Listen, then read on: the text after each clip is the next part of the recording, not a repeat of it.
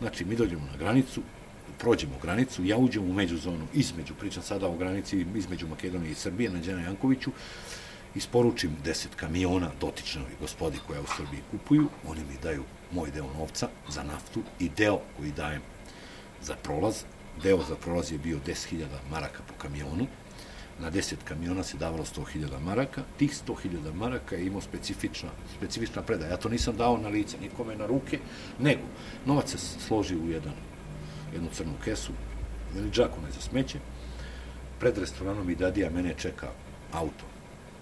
Ja dođem, pozdravim se sa gospodinom, ispostavila se posle da je to vozač od očnog gospodina. Čiji vozač? Ljubomira Frčkovskog. Otvori se gepek, ostavim torbu, u stvari kesu u gepek, zatvorim gepek, ja sedem u moj auto, odem svojim putem, on ide svojim putem.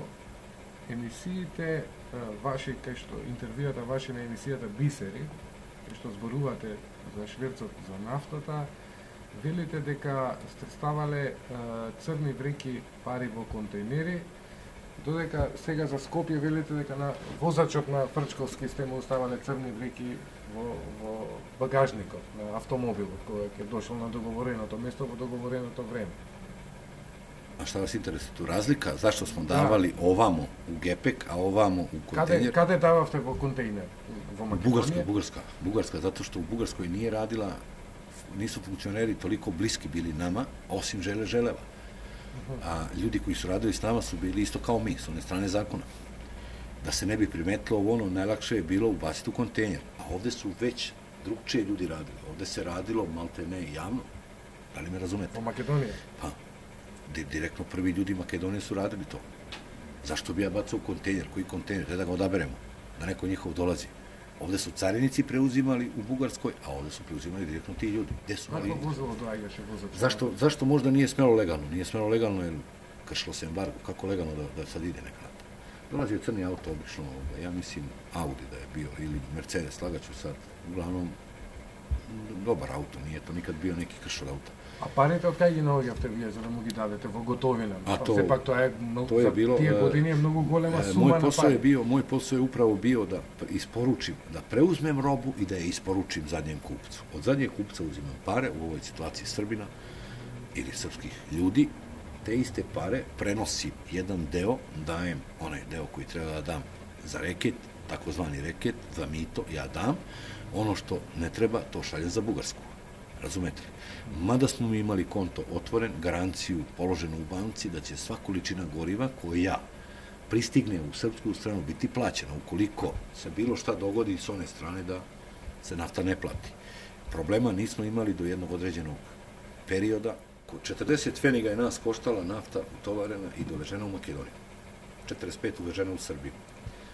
Na tih 45 feniga, sa prevozom i sa cenom nafte, mi dajemo 30 feniga reket po litri. Marku i 30 smo i mi prodavali u Srbiji. Mi kao organizacija. Znači, imali smo mi 30 feniga. Imala je makedonska organizacija 30 feniga. Šoferi su imali razliku od 30 do 45 za transport. 30 je plaćana nefahim u Bugarskoj. Srbi uzimaju od nas na marku i 30, marku i 35, zavisi kako kad. Prodaje je po 2, po 3 marke u Srbiji, ne znam da li vam poznato. Svi su imali zaradu.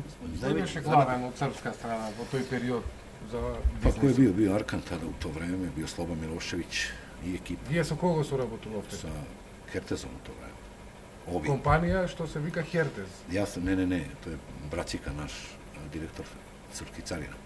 U to vreme on bio glavni odgovorni urednik po pitanju toga. За 6 месеци, колку што велите, траела соработката со македонските власти, колку вкупно пари им isплатите? Ja sam rekao, nedeljno 2 puta se prolazilo, znači 10 kamiona, to je 100.000 utorkom, 100.000 petkom. To preračunajte na 6 meseci, to vam je 4.800.000 maraka je dato. Nažalost, prekinulo se zbog tog nemilog događaja koji se desio, ko zna koliko mi tu para zaradili, i oni i mi, da je to nastavilo dalje. Jer mi stvarno, po tom pitanju, nismo imali ni jedan kiks, ni jedno sporečkanje. To je funkcionisalo besprekorno. Ko je tu koga pokrivao, kako su oni to tamo regulisali u vlasti i ovo, ne ulazimo u to, ali je funkcionisalo besprekorno.